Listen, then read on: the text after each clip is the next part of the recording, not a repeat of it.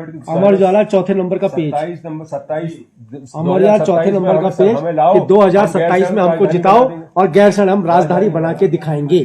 मतलब कि उत्तराखंड की पब्लिक बिल्कुल बेवकूफ हो गई ना। जब चाहे बेवकूफ बना दो, बेवकूफ बना दो। हाँ, क्यों नहीं ना पॉलिटिकल लोगों के खिलाफ हम एक्शन लें? झूठा स्टेटमेंट देते हो पेपर में, मिसगाइड करते हो पब्लिक को। किसी वाद पर बहस के दौरान माननीय उच्च न्यायालय नैनीताल में कल एक महत्वपूर्ण टिप्पणी गैरसैंण को राजधानी बनाने की दिशा में जो कदम विभिन्न राजनीतिक दलों के द्वारा उठाए गए उस पर एक टिप्पणी आई। मैं समझता हूं कि माननीय न्यायालय की ये टिप्पणी गैरसैंण को राजधानी बनाने की दिशा में एक निश्चित रूप में महत्वपूर्ण कदम साबित होगी। मैं इस टिप्पणी को सकारात्मक रूप में लेता हूं और एक बार दोबारा पूरे उत्तराखंड के जनमानस में ये प्रश्न कौंध कर उभरेगा कि वाकई गैरसैंण को राजधानी बनाने की दिशा में किसने क्या किया। माननीय न्यायालय ने जो टिप्पणी की, मुझे इस बात को जानकर और भी खुशी होती है कि ऐसी जगहों पर, महत्वपूर्ण स्थानों पर बैठे हुए हमारे लोग आज भी विभिन्न क्षेत्रों में ऐसे लोग बचे हुए हैं जो अपने पद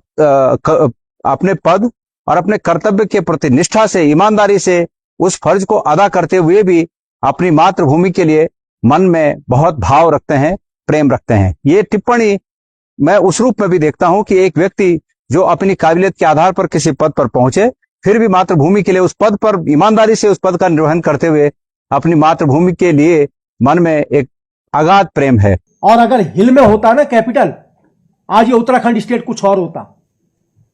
गांव गांव में हॉस्पिटल होते, गांव गांव में स्कूल होते और गांव गांव में लाइट होती।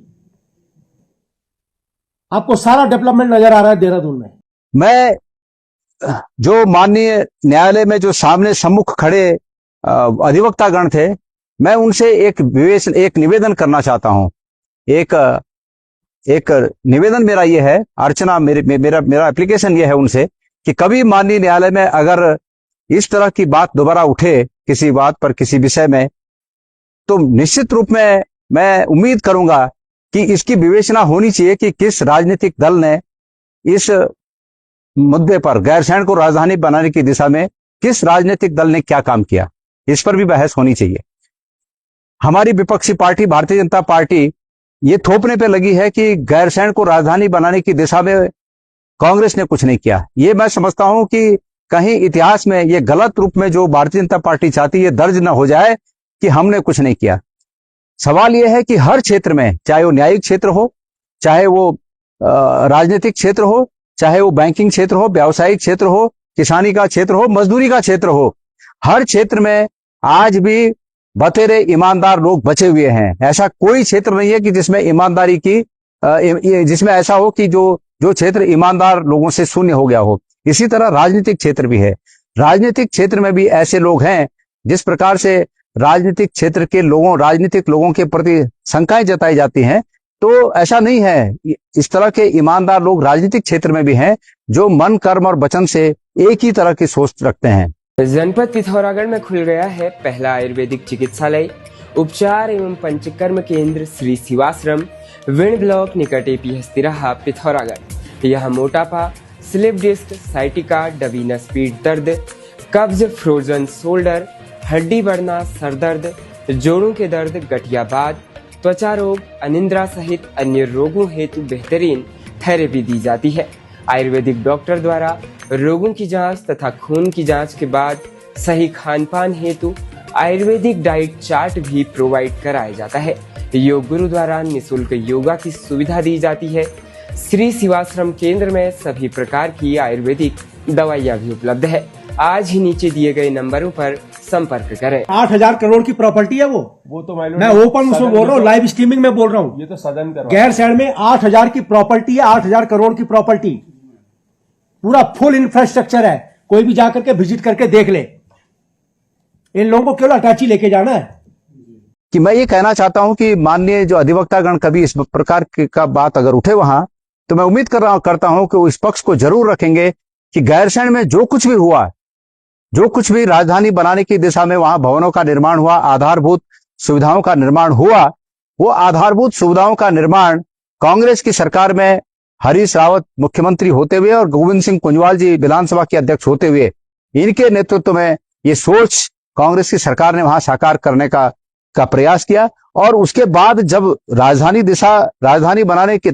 अंतिम रूप में उसको राजधानी बनाया जाना था, दुर्भाग्य से हम सत्ता में नहीं रहे और उसके बाद जो लोग आए उन लोगों का काम था कि उस चीज को आगे बढ़ाएं। लेकिन फिर भी मैंने कहा कि सब लोग ऐसे नहीं होते कि जो बोलते कुछ और करते कुछ। हमारा ये आज भी संकल्प है कि जब भी हमें इस प्रदेश की जनता ये मौका देगी, हम मन कर्म और वचन से संकल्प लेते हैं कि हमारा जो अधूरा छोड़ा हुआ काम है हम उसको पूरा करेंगे, उसको स्थायी राजधानी बनाने की दिशा में मजबूती से आगे बढ़ेंगे।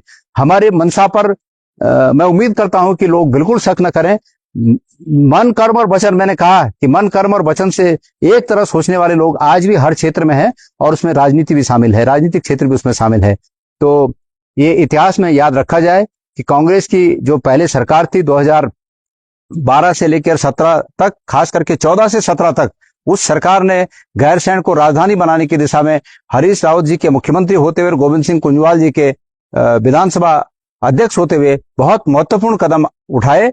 और ये जो आज प्रश्न खड़े हैं तमाम, ये मैं समझता हूं कि इस प्रदेश की पहली मनोनीत सरकार, जो उत्तराखंड अलग राज्य बनने के बाद पहली मनोनीत सरकार हुई, उस सरकार की गलतियों का नतीजा आज तक भुगतना पड़ रहा है। अगर वो सरकार उस समय निर्णय ले लेती कि हम भले टेंट में बैठे हैं लेकिन हम गैरसैंण से राजधानी चलाएंगे, गैरसैंण से प्रदेश को चलाएंगे, अगर ये इच्छा शक्ति उनमें होती तो आज ये प्रश्न खड़े नहीं होते। लेकिन उस समय ये गलतियां, आज तक ये प्रश्न अपने आप में आज भी खड़े हैं। तो उस समय के नेताओं को ये लगा रहा कि कितनी जल्दी हम देहरादून के ऐशो आराम से अपने को तृप्त करें, और उस ऐशो आराम के चक्कर में ये गलतियां हुई हैं जिसको कि अभी भी सुधारा जाना आवश्यक है। मैं आपको सिर्फ ये अपील करने आया हूं कि अगर अभी तक आपने K24 news and entertainment channel को सब्सक्राइब नहीं किया तो प्लीज कर लीजिए।